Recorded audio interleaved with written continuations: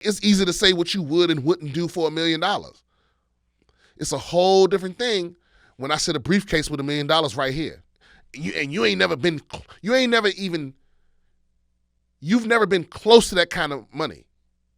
You don't know what it weigh. You don't know what it smell like. You don't know what it really looks like up in fine detail, because that elicits emotions in you that you've never felt before. You know, it's like everybody knows someone that's never been in a fight that think they can fight. You know, but it's a whole other thing when somebody punch you in the face and your adrenaline start going and you feeling pain and you can't see out of one eye, or your nose is broken, or your mouth is bleeding, or that shit just hurt, or you just felt that power on you. Like you felt the difference in power, and you know damn well you don't have a chance. How you gonna act then? And we are back. BS with Brian Simpson, episode 93. I think this is what, the Christmas special or the New Year's special, something like that. Yeah, this is between Christmas and New Year's. Yeah. You know, Merry Christmas, or Happy Kwanzaa, Happy Hanukkah. Is Hanukkah? Hanukkah's not always the same time as Christmas, right? No, it's not. I think it's over now, actually. Don't the Jews use the lunar calendar? Yeah, Hanukkah this year was from December 7th to December 15th, so it's already passed. Oh, okay. But happy belated Hanukkah to all of our Jewish listeners. I don't think they get presents, right? They do. It's not the same kind of situation as like Christmas, where it's like, you know, it leads up to one big night or whatever. But and it's also not a major. Presents on Christmas Eve or Christmas Day, Brian? Man, I don't do Christmas. You know, I mean, let me rephrase that. It depends on where I am and like who I'm around. You know. Yeah. Like I just go with the flow. Like if it's left up to me, you know. Like there's no Christmas at my house. I mean, somebody bought a tree. There's a tree in there somewhere. Right. You know, but I don't participate. You know, it's like.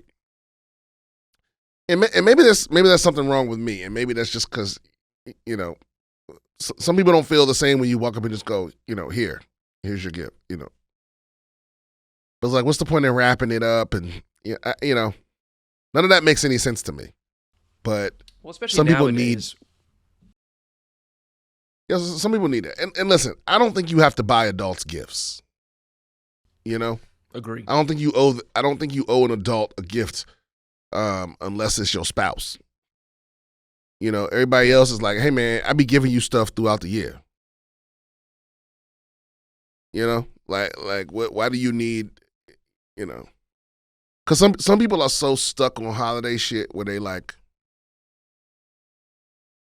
some people would rather have $50 in a card in an envelope on Christmas Day than for you to get them $100 on Christmas Eve. You know, and I don't understand those people, or there's some people that are the poor unfortunate bastards who have birthdays on Christmas or right around Christmas, you know, and they get the notorious double gift, you know, one combo. gift for both. That's and the thing is, the people that do that, the people that buy you one gift that's supposed to cover two holidays, you know what you are. You know what you are. And they, you know, they know that you're not going to be happy about receiving one gift. But they also know that you're not allowed to act ungrateful. So they kind of put you in a position where you kind of got to swallow your negative feelings.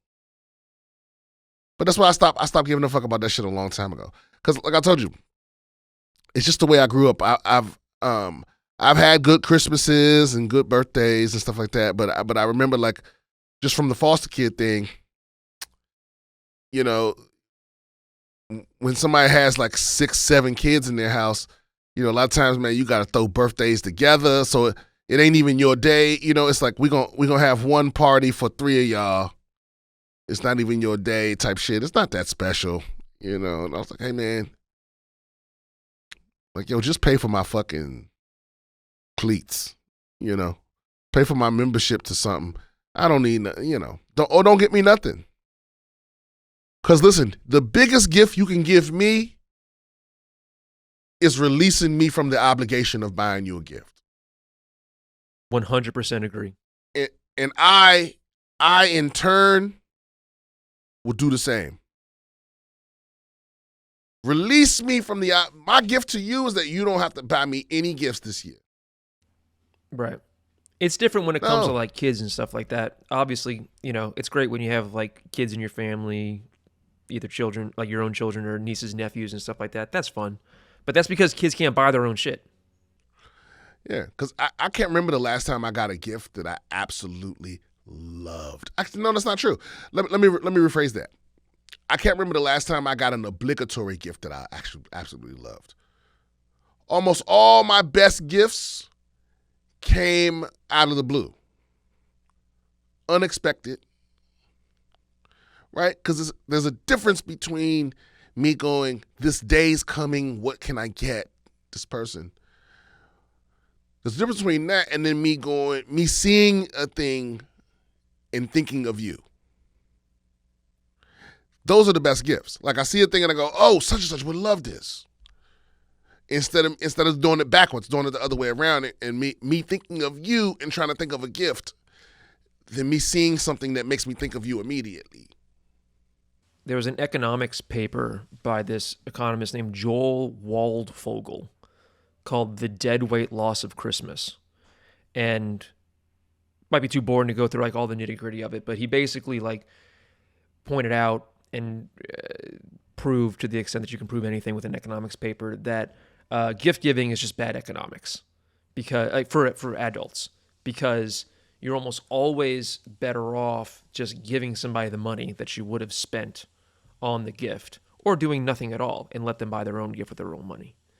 That because what ends up happening is when you're required to buy all these gifts for people, you end up just getting people crap they don't want. And you create an economic incentive to create fucking beard oil and whiskey scented aftershave and stuff for men. It's like, it's stupid. Right. They're nothing. Well, that's gifts. the other thing too. Men usually get the worst gifts. Facts. Fathers don't get good gifts. Your kids are going to give you a shitty gift that they bought with your money. So that's the other thing. It's probably, I could write my own economics paper. It's probably a worse economics for you to have your kids buy you gifts with your money. They buying you stuff you don't want with your money. Yep. Yeah, and you gotta use it so they don't feel bad. So that's the other thing. You're putting two obligations on me. Because now I gotta buy you a gift. I gotta buy you a nice gift. You buy me a gift with my money that I don't want and that I'm forced to wear to spare your feelings. And also to spare your feelings, I have to buy you a gift. And I'll be honest, I worked so hard for that money for you to waste, I don't know that much about you. So now I got to walk in the store and go, what are the kids like? And then I get you a Sega Genesis, and, to save money because, you spent half of my money on my gifts that I don't like. And I bring the Sega Genesis home and you like, Dad, we on PlayStation 5. I go, oh. This doesn't even connect to the internet, Dad. Like, oh, shit. But, who knows? I'm like, but this N64 is a collector's edition. Conker's Bad Fur Day. Yeah, I've had it. I would say Sega Genesis is probably the best gift I ever got as a kid. That's the most excited I've ever been. I think that's the most excited I've ever been for a present. As a kid. I'll be honest, the best gift and the worst gift I ever got as a kid happened on the same Christmas. We all got Game Boy. We all got Game Boys. I'm talking about the old school joint. And I think the motherfucker needed 8 batteries. eight The eight brick. AA batteries. Yeah. But we all got that joint and got Bomberman. Woo, we played the fuck out that shit. That was back. Maybe it was an advance. Whatever one where you could connect them together with a wire. So The it Link? might have been the original. I think you but could. you could do that with the original one, right? I'm pretty sure. Yeah, Game Link cable. Yeah. Let's see. I think you had 2 or 3 hours of gameplay from eight AA batteries, something crazy.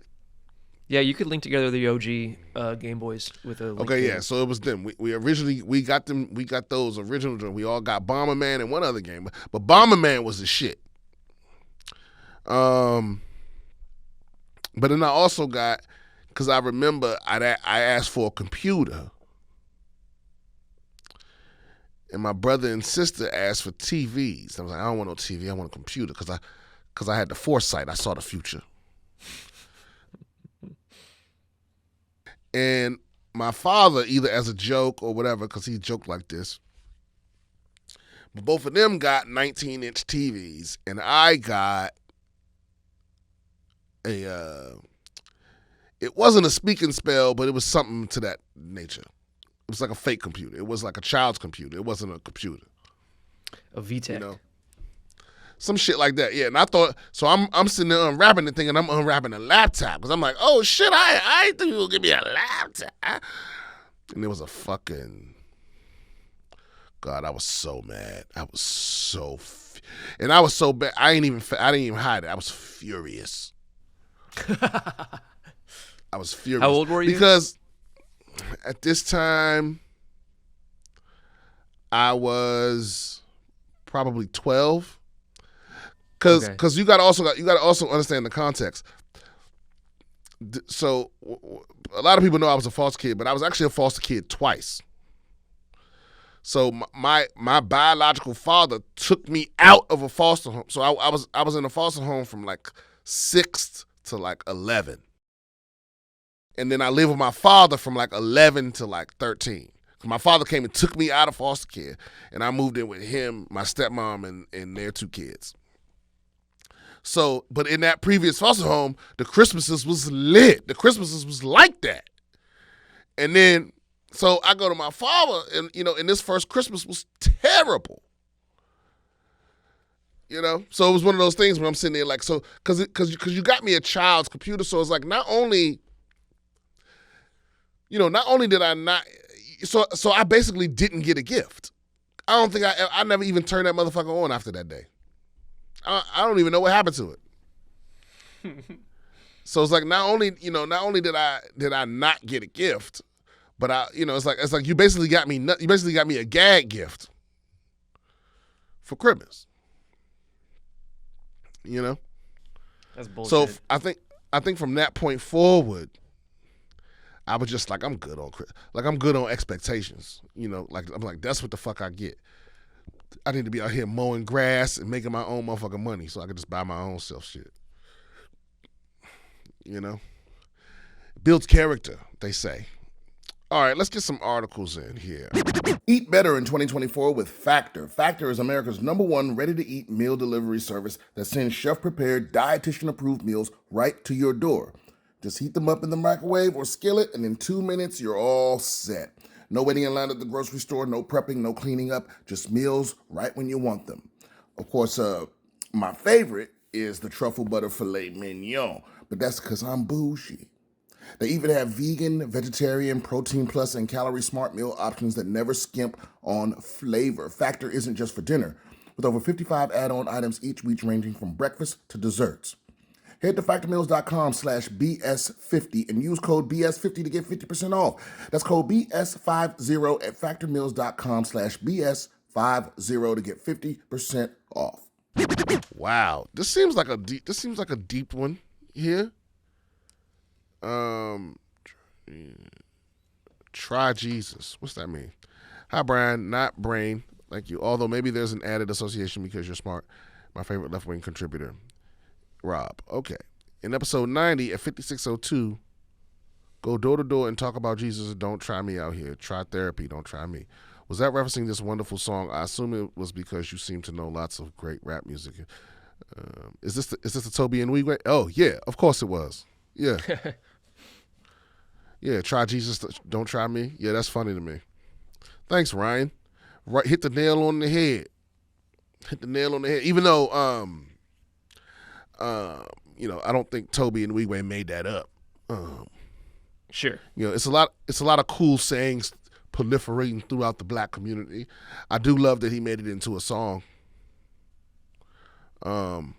It's also funny because I'm what you would call a non-believer, but I like all the cool sayings. I like any saying that's like where the message is like, don't fuck with me, Mm-hmm. Mm-hmm. But definitely Toby and Wee is like one of the most talented people in America, honestly.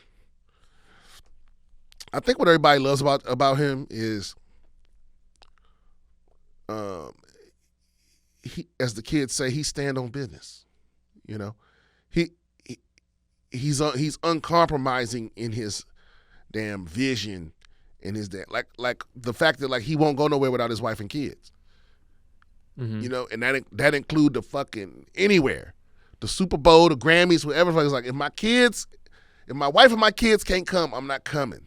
That's his whole thing, and he mean that shit. Mm-hmm. And so now that's his reputation. So they already know. I bet you now they don't even offer, like they included in the offer. By the way, we also have this and this and that to accommodate your children. Like, he ain't even got to bring it up because they already know what's up. Because yeah. I'm gonna tell you something, bro. I know just as well as anyone that when you get in this entertainment business, they will test your boundaries. So I know he's been tested. Like back when he was broke and struggling and didn't have the clout and wasn't getting the features from Royce the 5'9" and Black Thought and Chamillionaire and all of these people.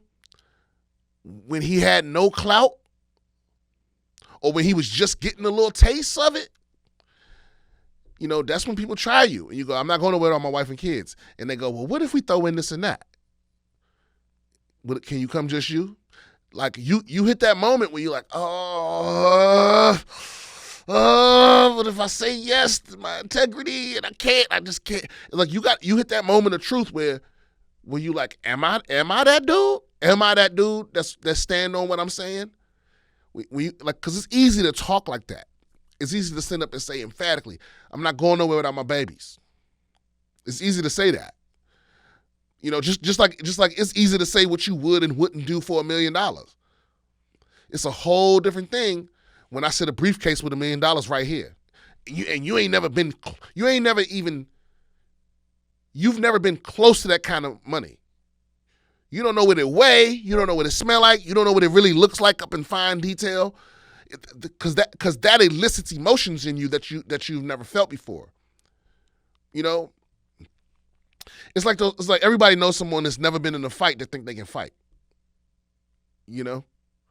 But it's a whole other thing when somebody punch you in the face and your adrenaline start going and you feeling pain and you can't see out of one eye, or your nose is broken, or your mouth is bleeding, or that shit just hurt, or you just felt that power on you. Like you felt the difference in power, and you know damn well you don't have a chance. How you gonna act then? It's real easy to go, shit, I'll fucking. It's real easy to imagine that. But it's a whole other thing when you in that situation and you feel the heat. So I know that dude had to turn down some shit that at the time felt like it meant everything. But he still chose integrity. Like, nah, my babies ain't coming. I'm not coming. And my wife ain't coming. I'm not coming. You got to fly us all out there. You know what I mean? Because I'm telling you right now, I know, and I'm not saying like I haven't heard him say this or heard it in an interview or anything like that, but I just know in my spirit because I know how the game go. I know for a fact that somebody tried him. Somebody tried to see, if for no other reason than to see if they can. They want to know that you can be bought and for what price. So you can have all this integrity and all this shit all you want, but as soon as you let them cross that boundary, they're gonna try to cross it every single time. You know, like me, like I have a strict, I'm not doing shit on Mondays policy.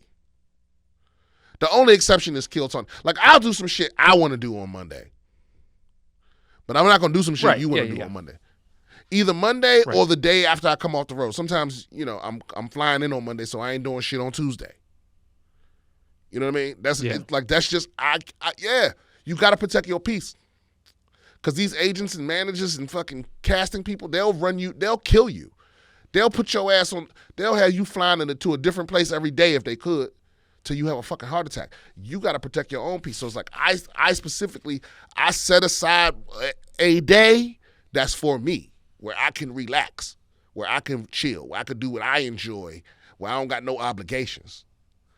Because I need that, you know? And when I skip that day, it fucks my whole week up. For the rest of the week, I'm tired. I'm weary. You know, I forget what the word was that they said everybody had during the pandemic. What's the word where you're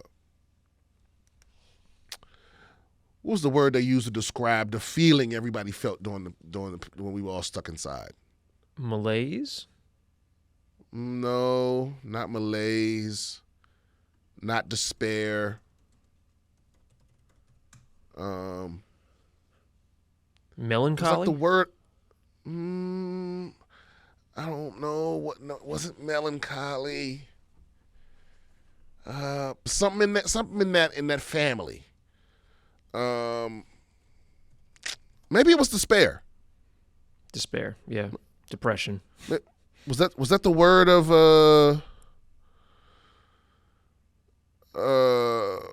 was that the word of the year for that year? Maybe it was despair.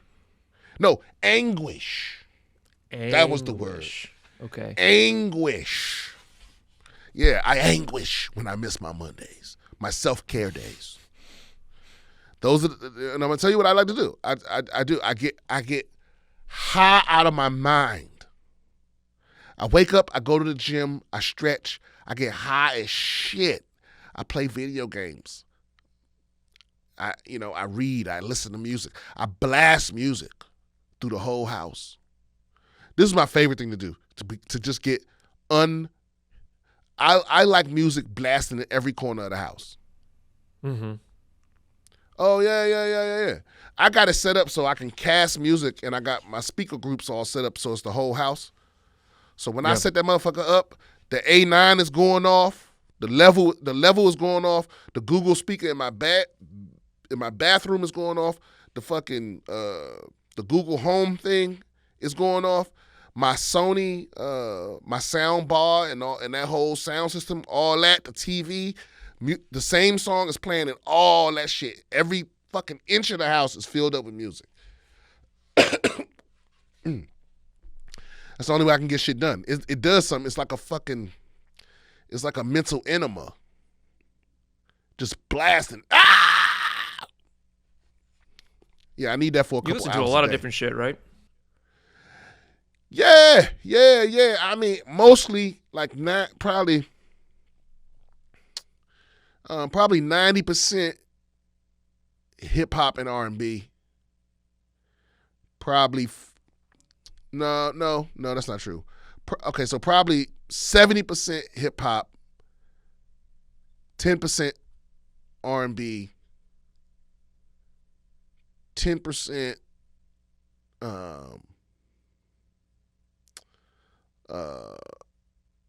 like blues, and I guess that's still R&B.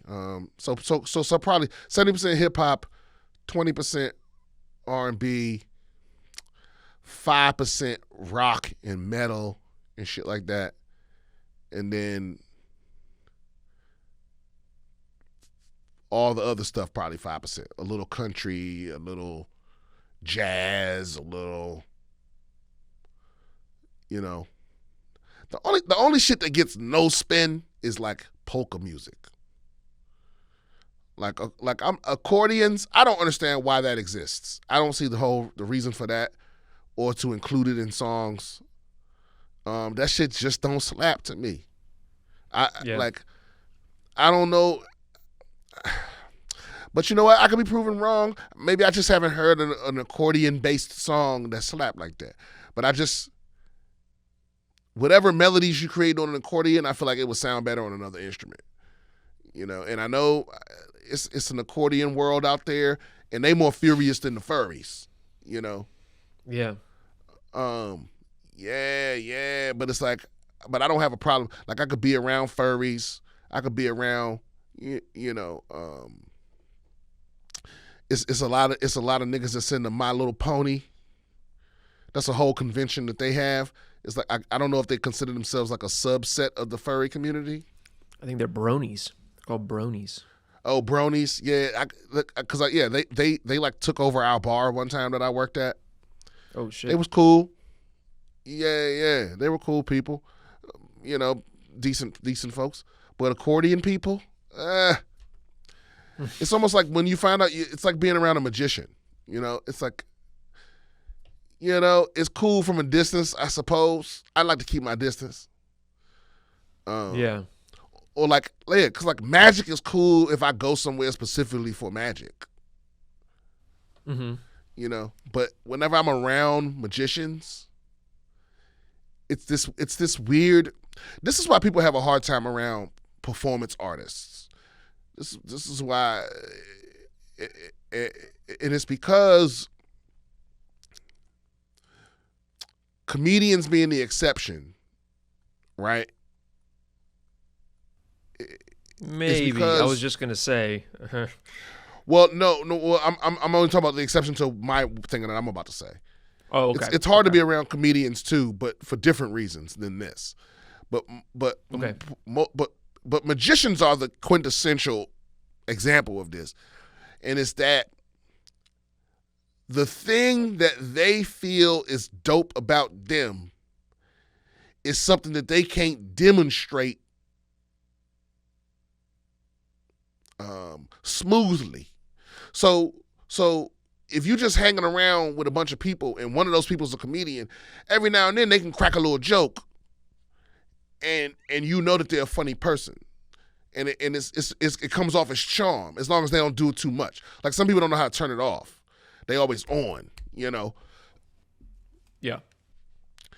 But a magician can't just slip in a magic trick, but they still try, So they, it's like you can't. We could be talking about world politics, and it's like there could be some joke to crack about it, real quick, just a little bang, and back out. Now we serious. But a magician has to interrupt everything and be like, okay, pick a card, And it's like that gets old real fast. You know what I mean? Yeah. Yeah. And there's a lot more prep. There's a lot more prep with magicians. They have to have that deck stack. They have to have the rubber band like looped around the collar of their shirt and all that kind of shit. As opposed to a comedian that can just like pop something out real quick. Yeah, it's kind of like you ever meet somebody that can sing, and they can sing because they always slipping it into conversations. They'll just break out in the song. It's that, I don't hang out with those people. Well, yeah, but sometimes you don't know you're around one of those people till it happens. That's true. And, yeah. And you wouldn't say it, but you kind of get the feeling like, we get it, you can sing. And there's a difference between them and there's people that can like surprise you. Actually, at the mothership Christmas party, someone surprised me. I ain't gonna put their business in the street, but there was a little karaoke action, and this bitch could blow. I was like, what the fuck? I'm talking like shut the whole motherfucker down. Well, they had to stop and take a break. They gave out the gifts because it was like nobody's following that. Okay, yeah. Oh, and that's how you know.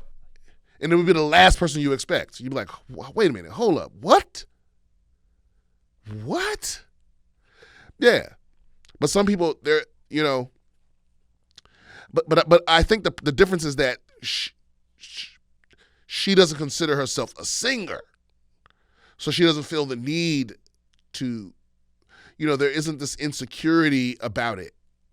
Whereas, like, I think some people, it's like they have some talent and they feel like there's not something else remarkable about them, or they feel like whatever's remarkable about them is not something they can demonstrate. So they need you to see something special in them. So they gotta fucking, be on. Anyway, that's why I've never had a good time hanging out with magicians. And it really is a thing for me. I don't know if other comedians feel this way, because here's the other side of it too, is there's something, I think we're just diametrically opposed. There's something about comedians that makes magicians insecure, which is crazy, because comedians are some of the most insecure people. So it's wild to get around people where you're like, holy shit, man. It's like, why do you need so much attention? You're like a bitch with little titties. You think we'll stop paying attention to you if you don't, if you chill. But it's like they feel, especially if there's, anyway, I would love to be proven wrong. And listen, it's not like I've spent loads and loads of time around magicians, but it happens every now and then, just because of the world I'm in. Sometimes I'll be around a singer, I'll be around a rapper, I'll be around a fighter, and for the most part, everyone's chill, everyone's humble, everyone's regular, easygoing people. But you get around a magician, and you're like, here we fucking go. And the people that have never done it, whenever I tell them, they're like, oh, such and such, that's David Copperfield. I'm like, here we go. This is gonna be a chore. They're like, what are you talking about? But you'll see. And then it's like, you open up the fridge and David Blaine's in there, and you're like, what are you doing in the refrigerator? So, I'm surviving. Splat. And I've never met David Blaine. I don't want to get sued for it, fucking. But you know what I mean. Yeah. Every time I'm around a magician, just to hang. Like, you catch them in their element, they're excellent. You go to the Magic Castle or whatever the fuck, or you catch them at their show or walking around cocktail tables, and they're cool. But just to chill, we all just having beers, watching the game, talking shit, they can't handle it. Cause and maybe that's, again, let me rephrase this. I never started being I've never hung out with a magician until I started doing comedy. So I don't know if there's shit to hang out with, or if it's just when they get around comedians. You understand what I'm saying? But there's something about, but what I'm saying is, like, a comedian's charm it comes off as, it can be inserted naturally in the conversation, and a magician's can't. So that's what I mean. It's like, there's something about being around comedians where it's like charm, and then you don't have that. So you got to be like, what's up my sleeve? And it's like, or maybe it's just me. I would love, if there's any comics that listen to this podcast, I would love you to tell me, do you agree or disagree? But the 6 or 7 times I've been doing comedy now, 13, 14 years. The 6 or 7 times I've been around a magician in a social setting, they've always been terrible, like borderline unbearable.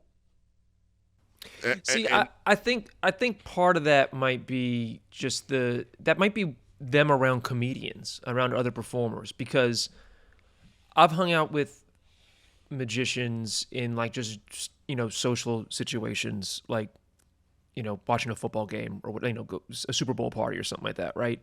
Where they're not performing. And there have been some really interesting conversations, because it's like such a unique art form. So just like talking to them about magic and about performance as a non-magician is really interesting. But if they start pulling out cards and like cups and balls and shit, that's tiresome. I don't need that. Yeah, that's what I mean. And they always do. I've never been around a magician that didn't try to do a trick. You know what I mean? And yeah. And listen, I think somewhere around the time that, like, the kayfabe got broken for wrestling or whatever, isn't that what they call it? Kayfabe was the idea. Kayfabe was, I forget what the Yeah, I acronym think that's means, but I forget what it stands for. But it basically was when people still when a lot of people still thought wrestling was that they were really fighting professional wrestling, and the kayfabe was like the code of silence around it. Like you didn't talk to outsiders about what really happened in the business. And once it got to the point where, I mean, I think Vince McMahon basically had to admit it, so to save money, like so he didn't have to want to pay a fee or get licensed by the state or something, so he had to admit it in court. And once that happened, and once the jig was up, actually wrestling got bigger than ever after that. But the same thing sort of happened to magicians. I think Penn and Teller. I don't know if they were the ones that started it. But what I'm saying is there was a time, like when I grew up in the 70s and 80s, this was back when people still thought every Chinese person knew Kung Fu and that you could actually like win a fight with it. You know what I mean? Like, Pre-UFC 1. Yeah, they're like an 85-year-old Kung Fu master could beat up 20 people with a pencil. People thought that you could fucking throw a chi, an invisible fireball. People believed this. And that was also back when a large portion of the people believed that it's not that people believed it, but it was like, but they kind of did. That like there was some magic that was actual magic. And yeah, I think a lot of that stuff, like people believed in like psychics and shit like that, like Uri Geller, like mystical, magical shit, right? Yeah, before Uri James Geller. Randi just like busted all that shit. Yeah, but you know what's funny is when James Randi embarrassed Uri Geller on TV. Remember he went on Johnny Carson, and he couldn't do the thing under scrutiny.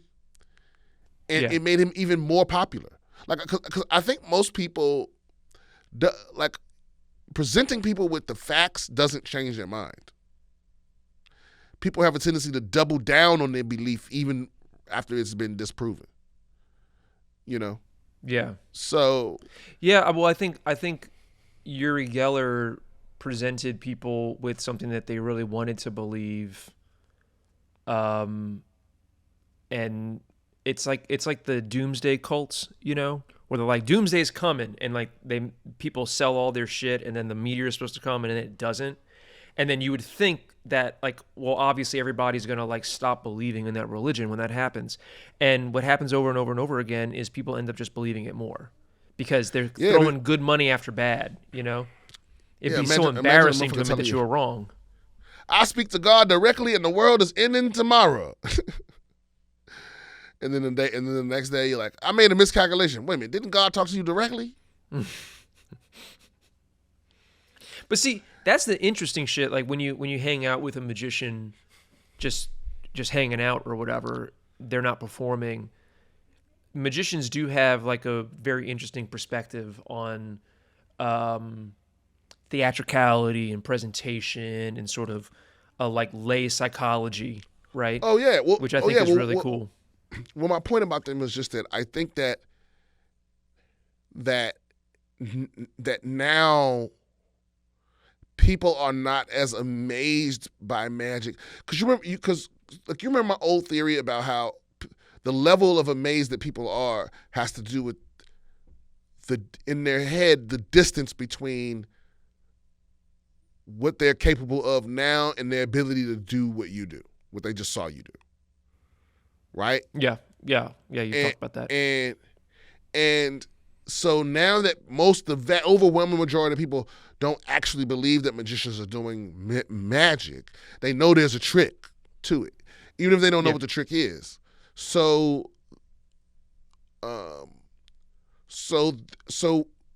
they're more. It's like what they're impressed with is your ability to bullshit them. Mm-hmm. You know what I mean? So they go, oh, so when you so my point is, I think people are not instantly impressed when you tell them that you're a magician. It's some people are fascinating, some people are interested, but they're not like, whoa, really? It's not like it used. Not when I was coming up. When I was coming up, like David Copperfield. I don't know if David Copperfield liked black pussy, but David Copperfield could have fucked every bitch in the hood. If it's too late now, but But like, cause I mean, it's a well known thing on the internet. Black people's relationship with magic is crazy. So back in the 80s, in the 90s, motherfucker, when people thought magic was like, David Copperfield could have been swimming in pussy in the hood. Anyway, but now people don't have that reaction. Yeah. What was he with? Who? I thought he was gay. He was when he David fucking got the tiger. No. He's Slade. No. Yeah, no. That was Sigmund and Freud, right? Or not Sigmund and Freud. Who was it? The two guys with the tiger. Siegfried and Roy. Siegfried and Roy. Okay, which is different from Sigmund and Freud. Sigmund Freud is the guy who wanted to bang his mom. Or he thought people wanted to bang their moms. Sigmund Freud was yes. He was like the father of psychoanalysis. Yeah. Right. Yeah. Okay. So yeah, we got them all mixed up. But my point is, now when you say I'm a magician, it just doesn't elicit the same reaction. Like, people aren't amazed until they see you do something. You understand what I'm saying? Mm-hmm. Like, it used to be, if you just said I was a magician, people were amazed right then. And then if you did a trick, their mind was blown. Now, if you say, I'm a magician, people are like, oh, okay, that's interesting. But they're not amazed until you do a trick. But if they're not in the mood to see a trick, it's just exhausting, because it's almost like you making somebody look at your cell phone. Yeah. It's like, hey, bro, just send me the video. Don't make me crowd around your fucking phone. Just send it to me. Share. And so it's that kind of, I feel for them. I do. But I don't want to hang out with you, magicians. I think David Copperfield really changed the game in the 80s, because prior to him, it was like, when you thought of a magician, you thought of the guy in the top hat and tails with a rabbit in a hat and scarves and rings, metal rings and shit like that. And then David Copperfield was on television making the Statue of Liberty disappear. That was that was a kind of a cultural touchstone for a lot of people, right? And everyone remembers where they were when that happened. Yeah, and then in the 90s, I think it was more of the David Blaine close-up, street magic, not close-up, street magic, right? Where it was sort of the run and gun style footage of him running up to people on the sidewalk and doing street magic, right? And it was the focus was on the reaction of the people in the moment. And then now I don't really know I don't really think magic is as cool now as it was back then. Yeah, we haven't really had think about it. Have you ever seen Chris Angel do anything that makes you want to hang out with him? No, absolutely not. That's what I'm saying. It's not a magnetic. It's one of those things I want to see it from afar. But I don't say this. I don't want to. Well, I recently went to the Magic Castle. I've been to the Magic Castle a few times, but for people who aren't from the LA area, Magic Castle is this private magicians club that you can go to. You dress up and you go to here in LA, and they have a restaurant, and they have a bunch of shows and stuff like that. It's a really cool place. And they have a bunch of people who you can just wander into different rooms, and there's people doing close-up magic. And that I do find really interesting, because even if you know how it's done, it's like watching somebody who's a virtuoso on the piano, right? No, you're right about that. Because you're I know what you're doing. You're not. I know that's not magic. I know what you're doing, but I can't imagine how long it took you to develop the skills to do that. Because I did not see where that card came from. Yeah, the close-up magic is on another level. I also went to the Magic Castle, and I saw the close-up magic. And the thing is, I saw the levels of magic too. Mm-hmm. So in the basement, there's these little rooms where maybe 5 people can sit. And I imagine that's kind of their open mic, with that's where the amateurs be. You know what I mean? So it's you maybe 5 people can be in these rooms, and you can do your little tricks down there. So I started out down there waiting for the show in the main theater to start, which was also a close-up show, but this guy was a traveling guy, and this was he was booked in this room. and his shit was on a whole other level. Yeah. And it was amazing. It was an entertaining ass show. But Was you the know guy what's with the funny fried is- shrimp? No. This guy had he had big ass coins. The coins Okay. kept getting bigger and bigger and bigger, and he kept doing the same shit. You know, and like you said, it's right in front of me. How could he? You know, he doesn't have any sleeves. Where the fuck is he putting that coin? Yeah, it's entertaining. But again, I didn't go. I want to hang out with this guy afterwards. Because the only question I ever want to ask a magician is, how did you do that? And most of the time they're not going to tell you. And that's all the info I need from you. I don't want to know where you from. I don't know what your favorite color is. I don't want to have a beer with you. You know, and that's the other thing too, is they don't seem like particularly happy people. Yeah, I think it depends. This guy seemed almost bored with it. Like almost depressed. Like, let me just get this shit out the way. You know? So I don't know. I'm making a lot of assumptions about your ilk magicians. You know? Yeah. I mean, I think a lot of them that. Yeah, I think a lot of that though is like an act in the same way. Like, you know, some comedians get on stage and they seem really happy and they're the most depressed fucking person you ever met. Or they have like a very flat affect and you hang out with them off stage and they're like, oh yeah, look, there's a lot of comedians that I don't want to be around. They're just difficult to be around. Oh yeah, and it's sad too, because the ones that are difficult to be around, they don't see it. You know what I mean? They think. Yeah, it's like and what's weird is that they see everything but that. If that makes any sense. The worst ones are the sad ones. People that are perpetually sad, I just can't fuck with you. I mean, I wish y'all had like a little sad city y'all could all go. Oh yeah, Seattle. I wish y'all could all just move. I call it Sad Francisco.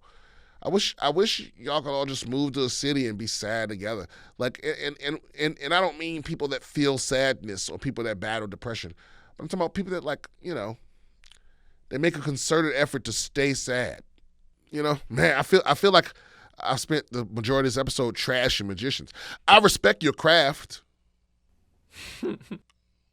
I do. I respect your craft, but you know, like I said, I've been around sad comedians. I've been around comedians that I don't want to be around particularly. There's, some people just have off-putting personalities. But I think it's weird. It's like the 6 or 7 times it's been that I've been around a magician in a social setting. It's always been like, I'd rather not. I'm good on this. what kind of performer do you think generally is the most fun or chill to hang out with in a social setting? Not necessarily like on set or whatever. I'm gonna say probably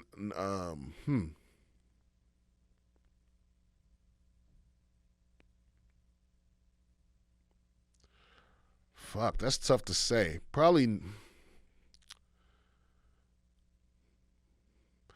I don't know. Probably singers, non-diva singers. Yeah, I bet you Rihanna's real chill. I've heard a lot of good things. She also smells incredible, apparently. It's the natural beauty. Yeah. I mean, She's the one that doesn't wear makeup, right? Rihanna? Oh no, that's Alicia I'm pretty Keys. sure she I'm wears. thinking Alicia Keys. I'm pretty sure she wears makeup. She sells makeup. I was confusing her with Alicia Keys. Yeah, but I don't know, man. No, I mean, rap. I've been around some cool ass rappers, but not really. Cause see, the problem with rappers is they depending on what they rap about, they gotta live up to. A lot of them gotta live up to this like fake gangster shit, and I just don't want to be around that energy. I think heavy metal musicians are the best. because Actually, you know what? they all just play video games and read comic books. And so yeah, they're all nerds. Yeah, I think I've gotten to hang out with singers, rappers, and heavy metal people, and the heavy metal people have definitely been like the when I got to hang out with Lamb of God, I was like, oh, these are just cool ass motherfuckers. You know, yeah, they just chill, nothing crazy. You know, nah, the drummers are wild though, but they fun. I feel like I've never met a drummer that wasn't, you know, like a party animal. You know what I mean? But they all cool people, respectful, fucking just chill, regular people.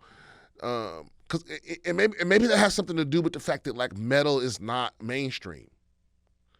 You know, that they aren't, that they're gods in this little world, but they can still walk down the street and people aren't like, you know, they can go to the mall or go to a restaurant without people, you know, without it like causing a disturbance, you know?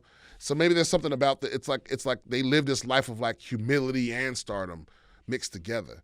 Cause I think when you get to that level, when you get to like the Taylor Swift level, where you're just a star all the time, where there is no solace, there is no place where you're not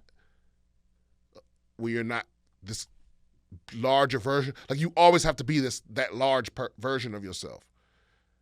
That feels like, Yeah.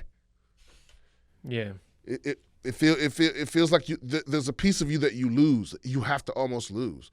Your feet are not on the ground. The best you can do is hover right above the ground, but your feet can never touch the earth. You know, unless you're doing something dangerous, like where you're doing something that humbles you. You know, like you fucking bull riding or something crazy. You know, something that's like put you in, that like reminds you that you ain't shit.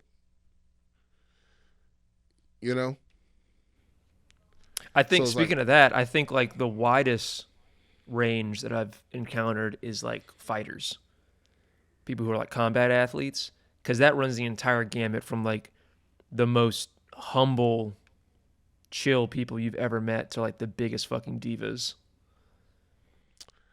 Yeah, but you know what though? I find now I have been around a few fighters. And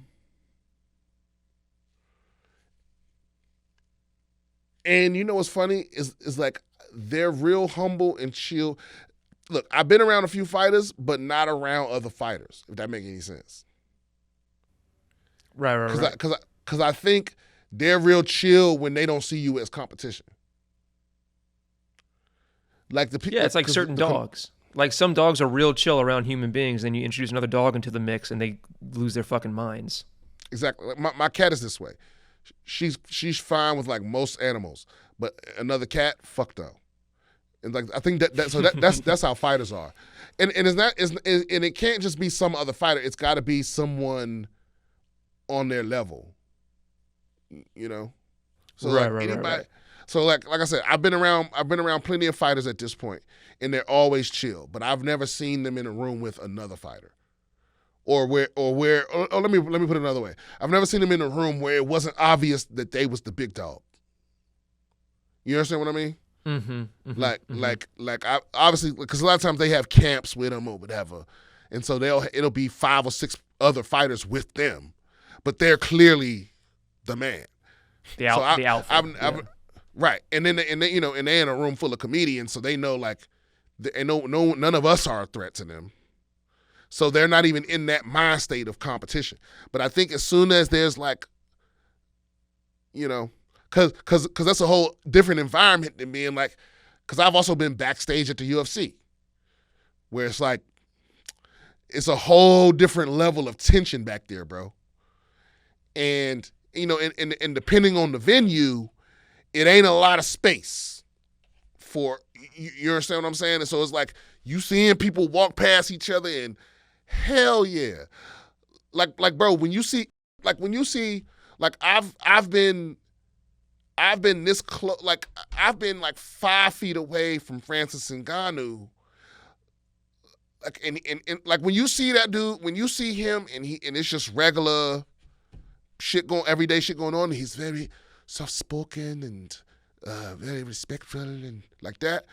But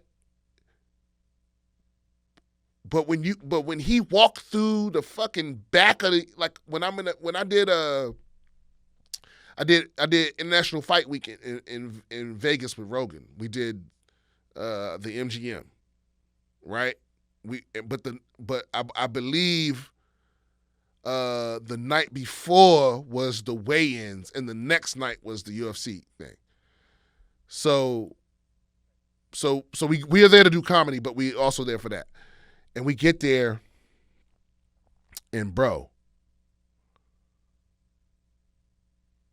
Francis Ngannou walks through the tunnel, and I'm in the back because I'm lost. I got disconnected from everybody because I was eating. So I forget the fuck happened, but I'm standing in the wrong place, and Francis Ngannou is coming this way, and it's like, bro, and I can't even explain it, bro. But he walked through this hallway,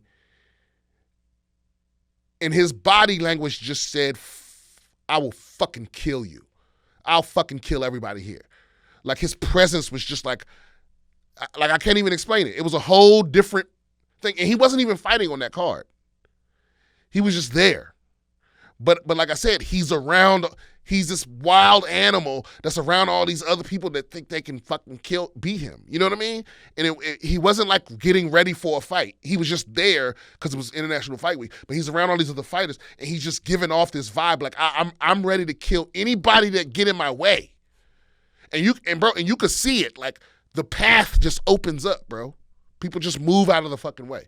Because even though, it's not like he's ever snapped and viciously attacked nobody, but you still feel like, you ever see those pictures of those videos of these people that like they fly to Dubai or something, and they fucking drug up a lion so you can walk with it like a pet? Yeah. And it's like, but most people are like, I don't give a fuck what that thing is on. Like, I'm not getting in the way. I'm not getting close to it. I'm not trying to startle that motherfucker. It's that. It's like it's something in the back of your brain. It clicks on where it's like this. I'm not in danger, but I'm not safe right here. It's that. It's that kind of thing. Like it's like when you watch those videos when somebody like nurses a wolf back to health, right? And it's like they've been feeding it and they've been like taking care of it and everything, and it's chill with them. But then like I remember watching one of those videos and the wolf like jumps up on the table, and they're like, okay, we're done with this, because like that right there was it reminding them like, no, I'm in fucking charge. Like I'm good now, but I can change whenever I want to. Yeah, I don't get that. See, for me, man, it's like, okay, now, but yes, I think you're right. Fighters, first of all. Fighters are probably most chill. I think honestly, man, I can deal with anybody but magicians. So far, I haven't met mimes. No, mimes are chill because they shut the fuck up. Oh, fair enough. So far, I haven't met another group of individuals that I have the same visceral disdain for. But to the next subject, yeah, wolves. No, improv people they're pretty chill too.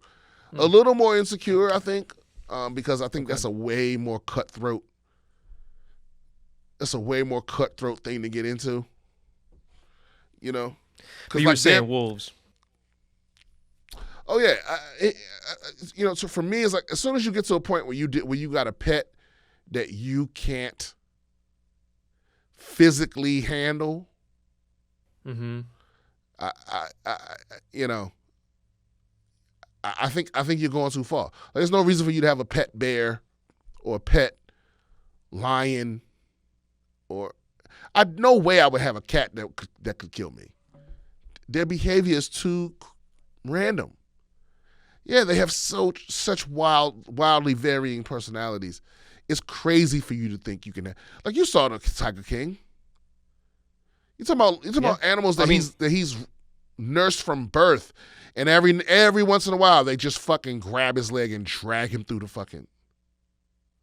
You were talking about Siegfried and Roy earlier. I mean, didn't one of them get his face fucking ripped off by one of the tigers or whatever the fuck?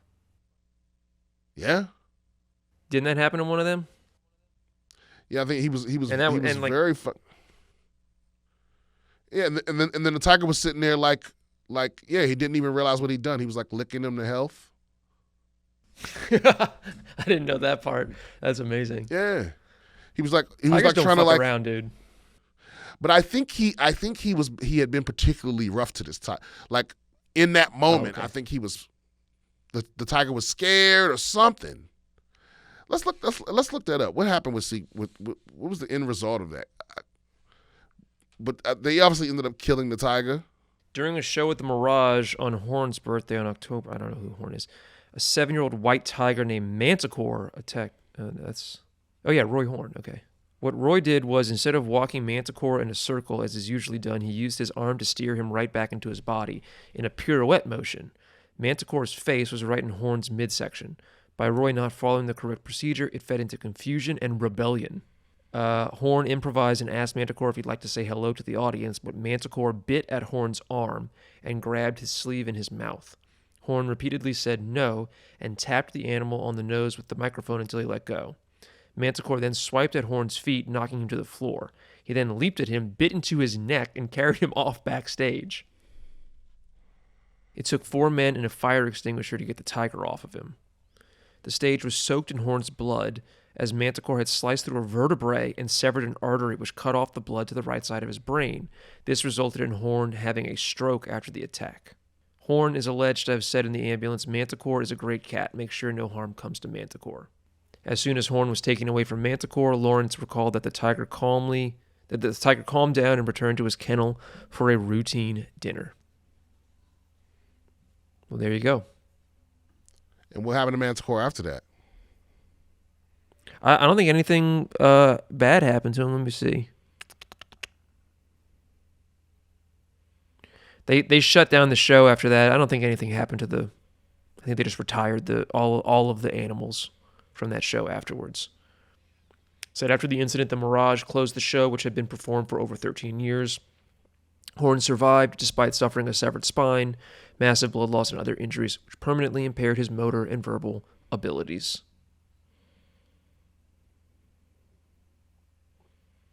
They retired in 2010. Manticore the white tiger died at the age of 17 after a brief illness on March 19th, 2014. So he lived to, I don't know if 17's old for a tiger, but they didn't. So Horn they kept doing the show. They kept doing the show. They shut down the show after the incident, and then they did future shows from 2004 to 2010, and then they retired. So they did some form of a show. Horn kept performing. It seems like it, yeah. So he blamed himself. Yes. Yeah. Because he broke protocol. He deviated from the training that they had instilled in the tiger, so it's not the tiger's fault. And so the tiger got confused. Yeah, the tiger got confused and scared and attacked him. And they're wild animals, man. I mean, you can train them; they're smart, but at the end of the day, they're still wild animals. That's the thing. People think when you train something, they're pretty smart. Big cat, they're fairly smart, right? No. See, I think cats, no. Because sometimes, I think, because this is just me personally from observing my cat. Mm-hmm. I think, because I'm always going back and forth. Because sometimes she does things and I go, wow, that was pretty clever. And then sometimes she does things and I'm like, how fucking stupid can you be? And then I realize, I was like, they're not that smart. They're persistent.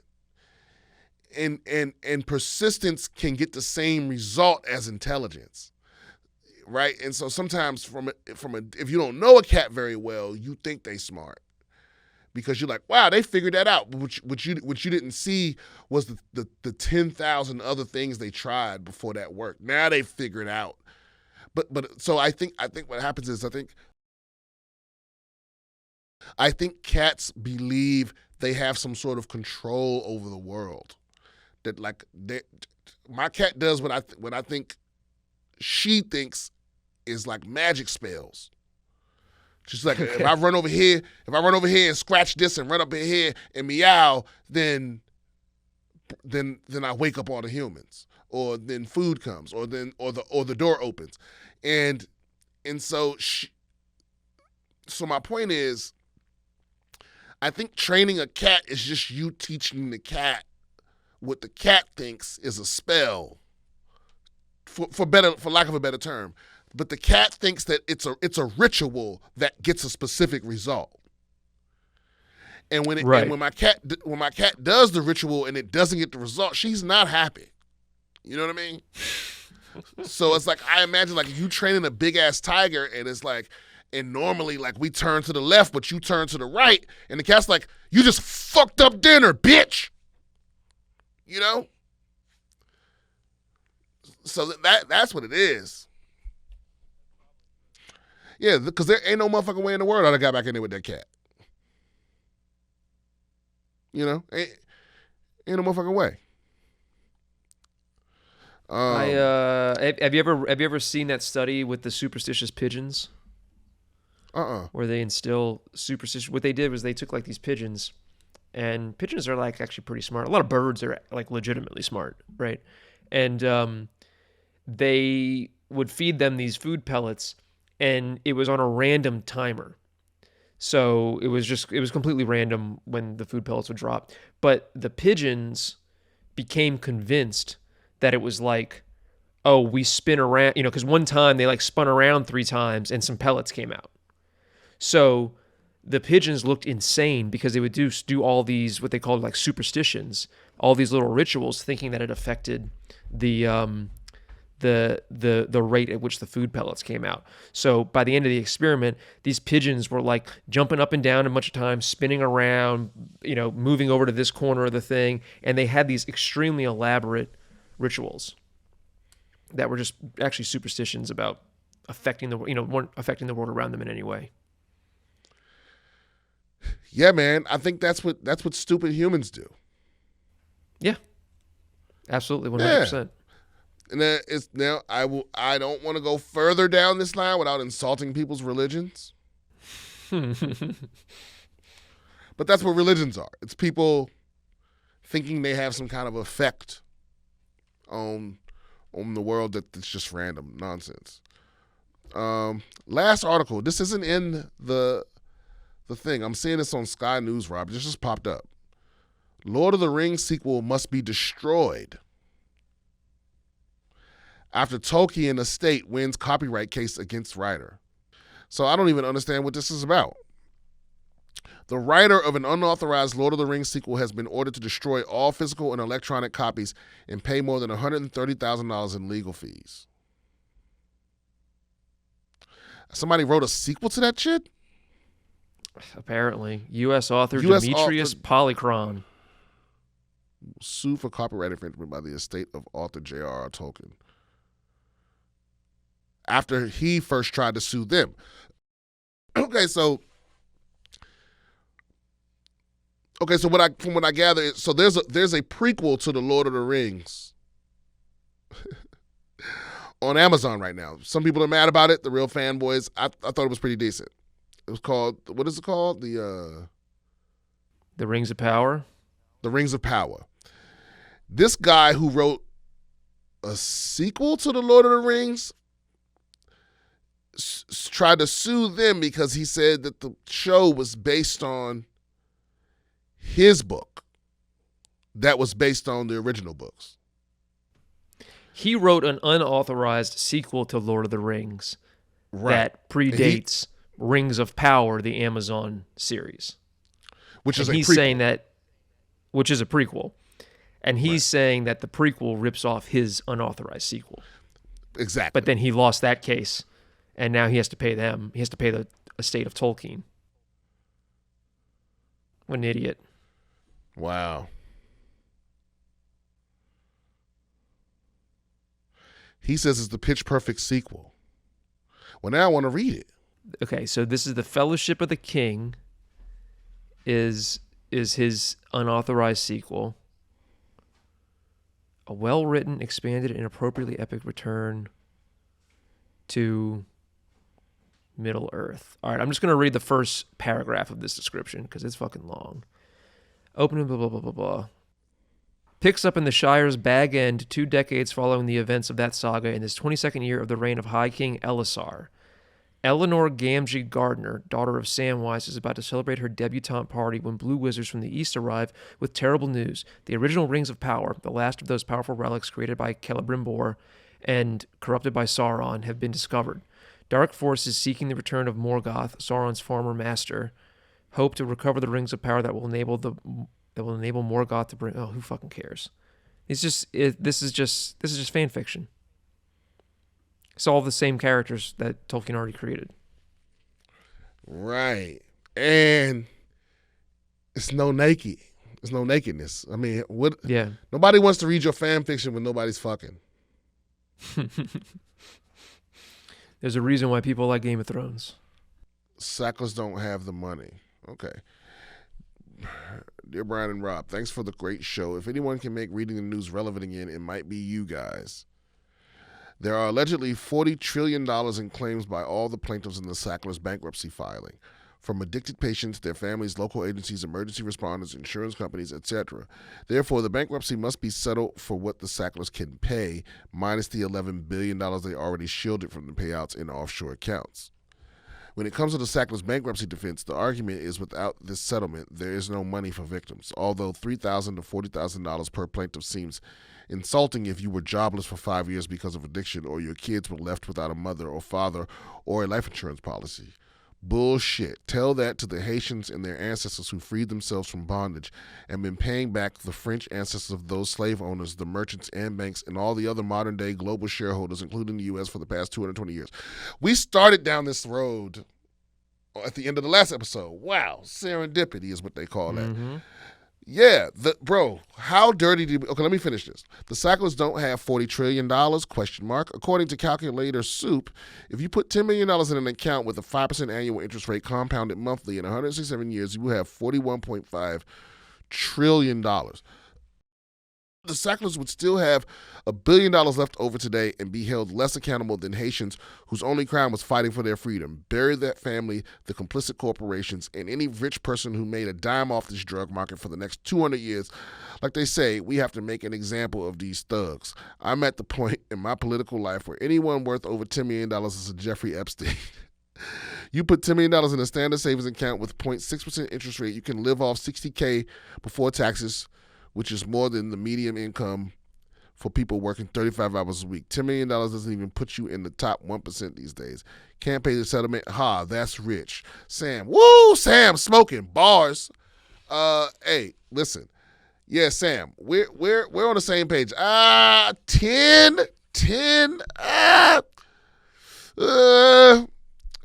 don't know if I agree on that number, but I agree with the sentiment. I mean, excess. People that have way more than they'll ever need, especially people that don't actually bother to give back to, because that's where it's, because I don't know if we were talking about this last week, but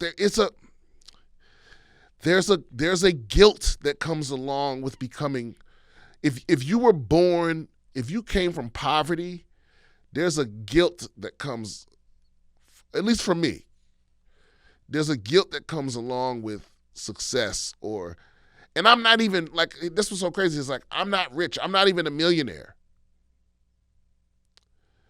but I see it in my future, and I don't know, like, I don't know how I feel about it, but here's what's crazy, I'm not doing nothing to stop it. It's not like oh, $1 million, I mustn't, I'm like, I want it, but I don't know how I'm gonna feel. There's something you lose with getting that much money. Right? Because you have to start, I think you end up in a place where you have to start justifying it so you don't feel that guilt.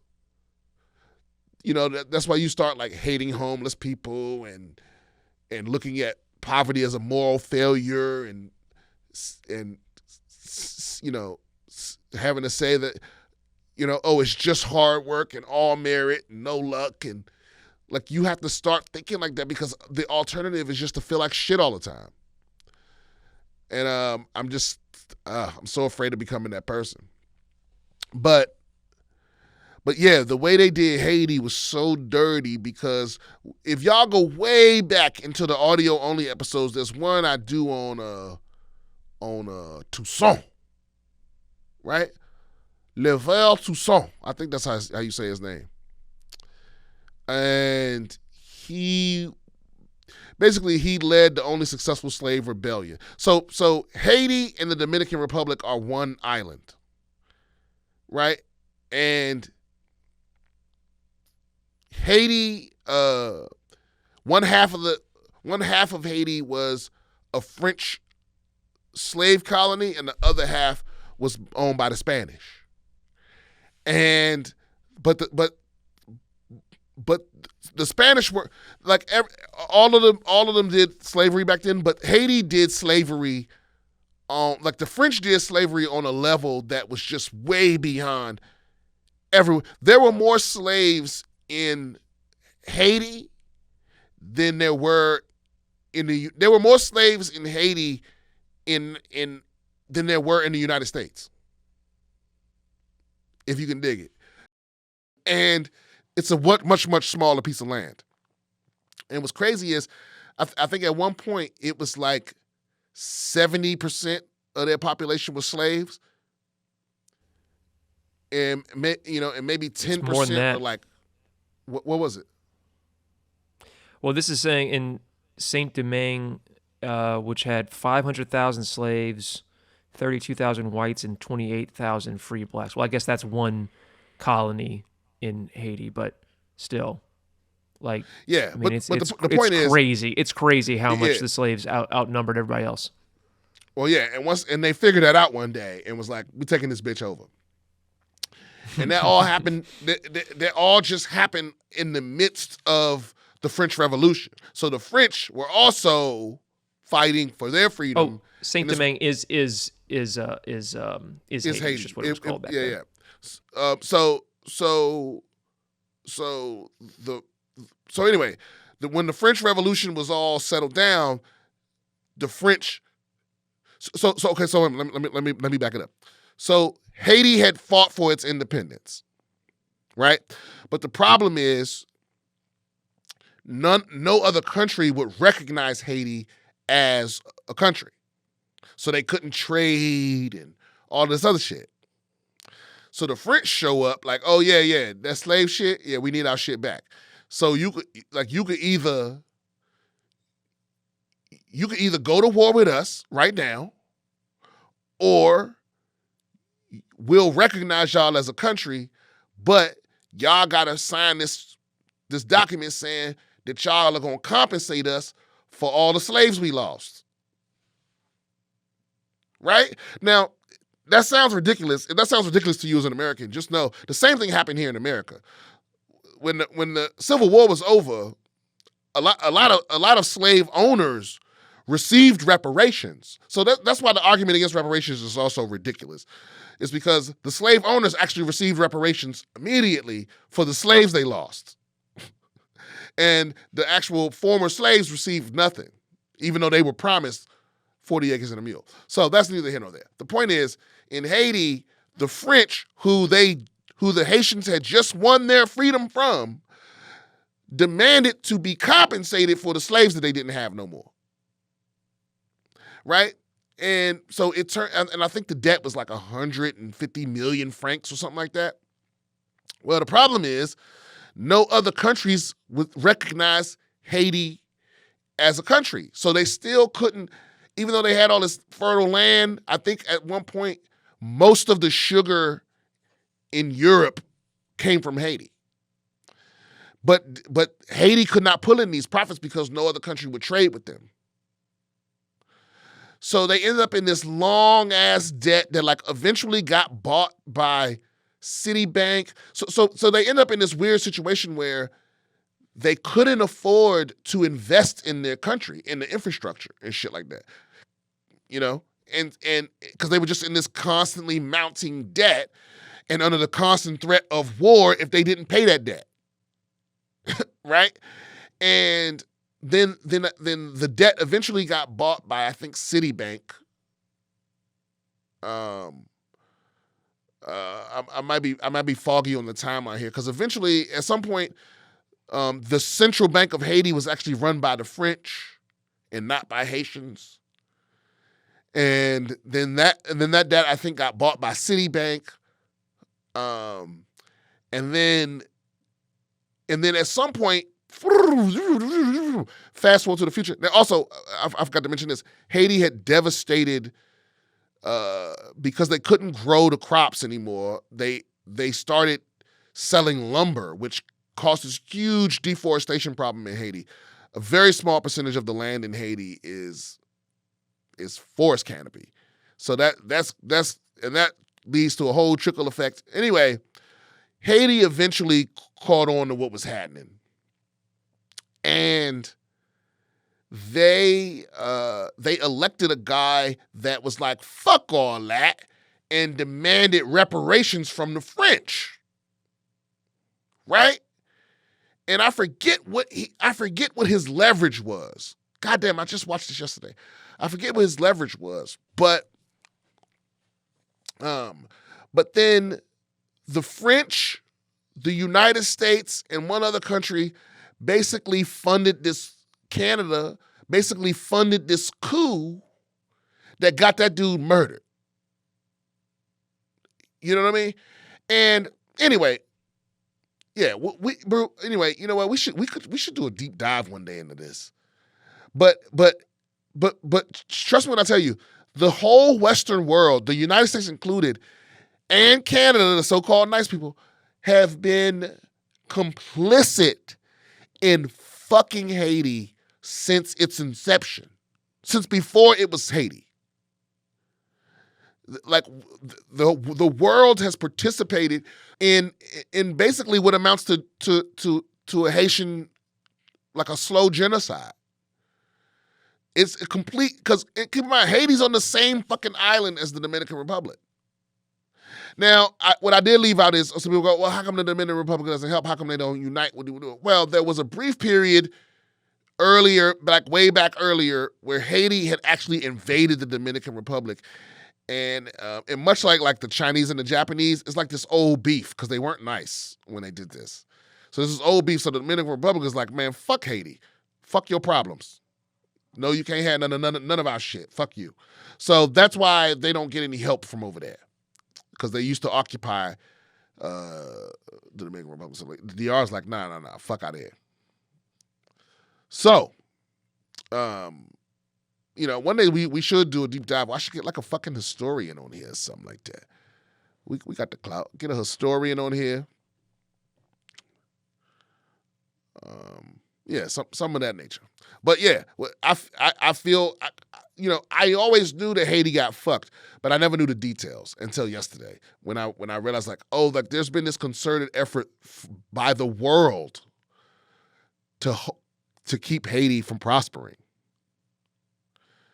One of the big issues between Haiti and Dominican Republic is that the French imported so many more slaves into Haiti. That is a completely different population. So there's like ethnic and cultural differences between Haiti and Dominican Republic, even though they're on the same island. Right. And the thing is, it's like the world already hates the French. The world hates black people and the French. So like imagine French black people, how they getting treated. Talk to Algerians, dude. What about Algerians? Algerians just get like completely discriminated against in Europe, and they're kind of treated like second-class citizens when they go to France, because Algeria was colonized by France. I see.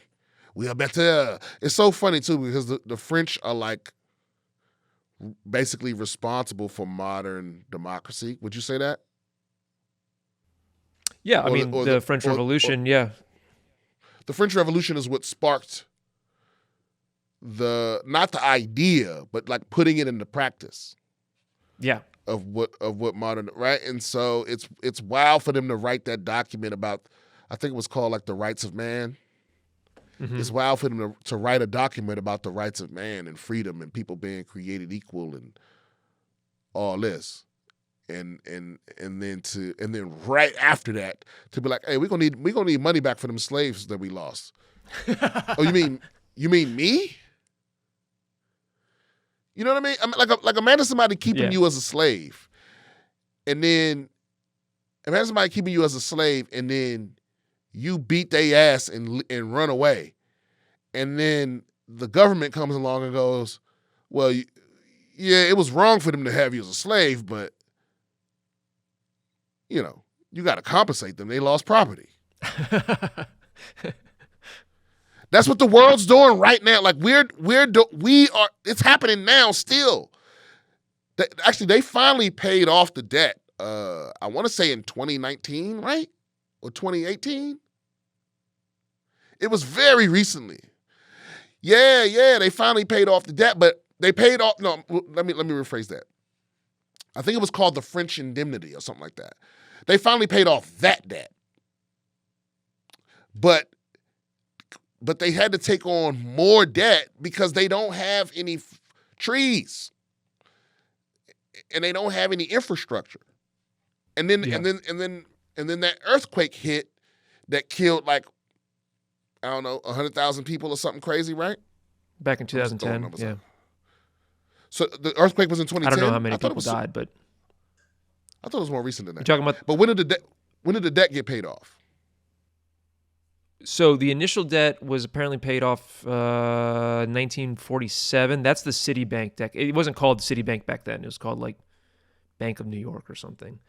But no. But what you're talking about is I'm talking about the debt to France in 1922. It says the rest of Haiti's debt to France was moved to be paid to American investors. It took until 1947, about 122 years, for Haiti to finally pay off all the associated interest to the National City Bank of New York, now Citibank. Are you talking about though the International Monetary Fund debt that they like had to take out afterwards? Right, exactly. So that's still going on today. Yeah, that's still around, I believe. And now there's this proposal that all of the basically white countries that held them in debt for so long, because it became something to invest in. Like you could make money if you bought a little bit of Haitian debt, right? So all these countries, if they all put in between 6 countries, I want to say it was $12 trillion or $12 billion.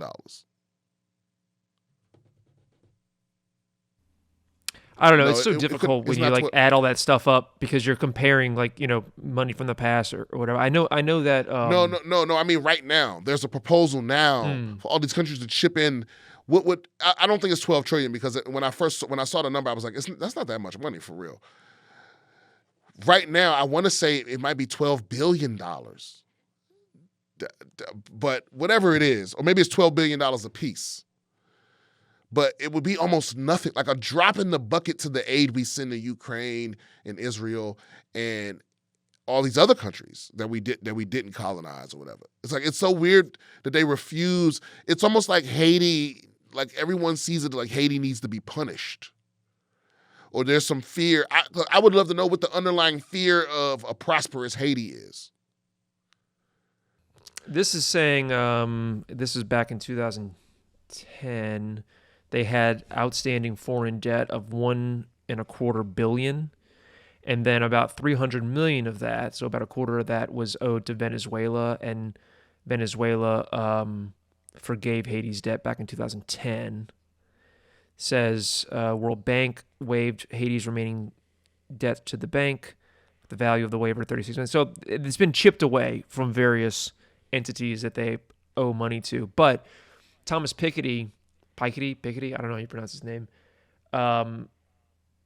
has written that really France owes Haiti at this point $28 billion.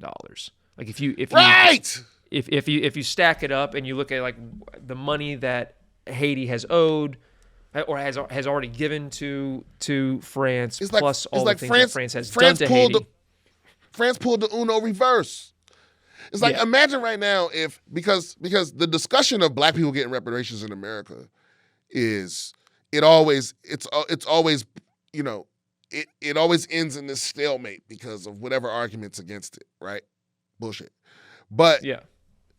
But imagine if someone, and this is, we're not too far away from this fantasy land. I can understand like a DeSantis or somebody saying some stupid shit like this.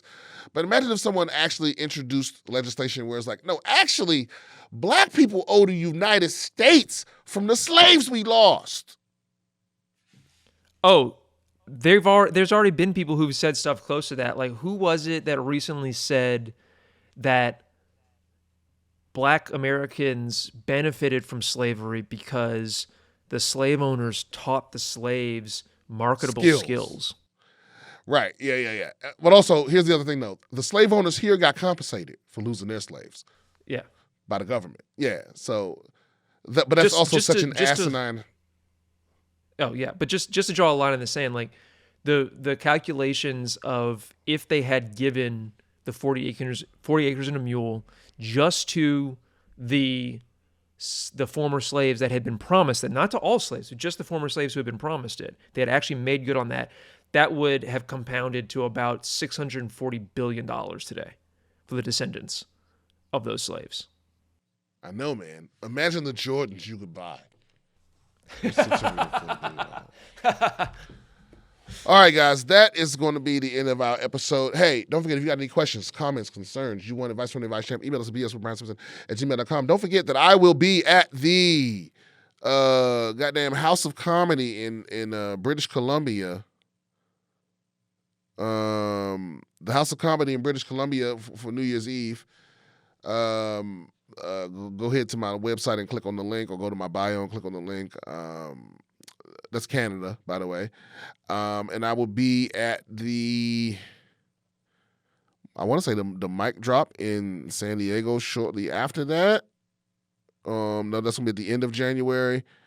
And I'll be at the DC Improv at the end of February, the beginning of March, and Levity Live in West Nyack in April. My special will be out somewhere in that time frame. All right, don't trip.